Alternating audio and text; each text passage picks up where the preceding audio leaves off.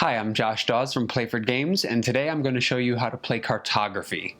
Cartography is a 2 to 4 player social abstract game with territory claiming and tile laying game mechanics. The game is simple to learn but tricky to master, so get ready as we take a closer look at Cartography. You have unearthed the pieces of an ancient Chinese map. As you piece the map together, you are drawn into the turbulent times of the Han Dynasty, where you become one of the legendary warlords, extending and defending your kingdom as you capture lands and build castles. To set up the game, first place 6 of the open land tiles together in the center of the table to form a hexagon. This is the start of the map. Then decide how many land tiles you will be playing. The more tiles you play with, the longer the game will be, so if you're a beginner or just want a short game, you can simply choose to play with as few as 4 land tiles per player. Now there are 2 ways you can play Cartography. Face Up is an open information game that focuses on strategic tile placement and careful planning. This is the version of the game I will show you today. In this version, you sort the land tiles face up into 6 stacks, and each turn you will select any tile from the 6 stacks in order to expand the map. There's also the alternate face down version, which adds in an element of luck and uncertainty. This can level the playing field if you have players with different amounts of experience. If you choose to play this version, count out the number of tiles you need for the game and discard the rest. For example, if you're setting up for a 3-player game and want 6 tiles per player, randomly set aside 18 tiles and place them in a bag or pile and discard the rest. As you start, each player draws 3 tiles and keeps them hidden in their hands.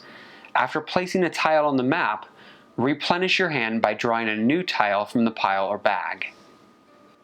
Once your tiles are set, you're ready to play. Each player now takes all of the colored discs that represent his or her castles. The game will be played in 2 phases. During the first phase, you'll be creating land, claiming land, and capturing castles. Once the last land tile has been placed, you will no longer be creating land, but continue claiming land and capturing castles until each player passes consecutively and the game ends. Orange will go first, followed by blue, and then black. During each turn, a player must first extend the map in any direction by choosing a land tile from any stack and adding it to the board so that all adjacent edges match. Corners do not need to match. After placing a land tile, a player may choose to claim any unoccupied hill on the map by placing a castle on the hill, as long as that castle has an open adjacent hill after being placed. In this case, Orange places his castle on the open tile next to the river tile he just placed. The river separates the 2 hills on this tile, so they are not considered adjacent. Therefore, Orange cannot place on this hill because it is enclosed by the river and the edge of the board with no open adjacent hill. The other players then place their land tiles and their blue and black castles on their turns. On Orange's next turn, he places a castle on a hill adjacent to his first castle, forming a castle group. Once a castle group is formed, they share the same open adjacent hills and can become very powerful as a group. In this example, when this castle is placed here, it joins the castle group and now shares this open adjacent hill. So what's a castle group? A castle group is a continuous chain of castles of the same color that are adjacent to one another. Once a castle group is formed, they share the same open adjacent hill or hills. Let's take a closer look at how they work. In this example, it is Blue's turn to play.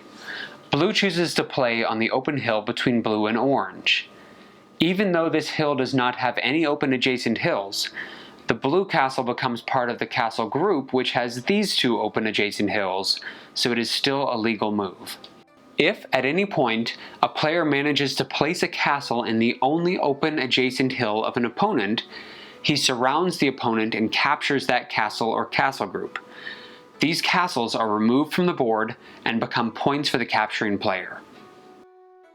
Remember, you can place a castle on any open hill as long as that castle or castle group has an open adjacent hill after being placed. In this case, it is Black's turn, and although this open hill does not have any open adjacent hills, Once black places his castle, orange, having no open adjacent hills left, has his castle group captured and removed from the board, and there is now an open hill next to the castle black played. To avoid the possibility of indefinite repetition, once all land tiles have been placed, a castle may not be played on a hill if it repeats a previous game state. For instance, here orange places his castle at the top of the board to capture the blue castle. It is now blue's turn, but he cannot place a new castle where it was before in order to capture the orange castle that was just played. Each player must place a land tile on his or her turn until all these tiles have been played. A player may choose to pass when it is time to place a castle though. Typically this will happen later in the game. For example, in this scenario, blue must pass because he has nowhere to place a castle. There are no open adjacent hills, and there are no opposing castles that can be captured. Once each player passes consecutively, the game is over. At this point, each player counts up the number of his castles on the board and adds them to the number of castles he captured from the other players. The player with the highest total wins. That's all for today. Make sure to check out Playford's site for more videos and enjoy cartography.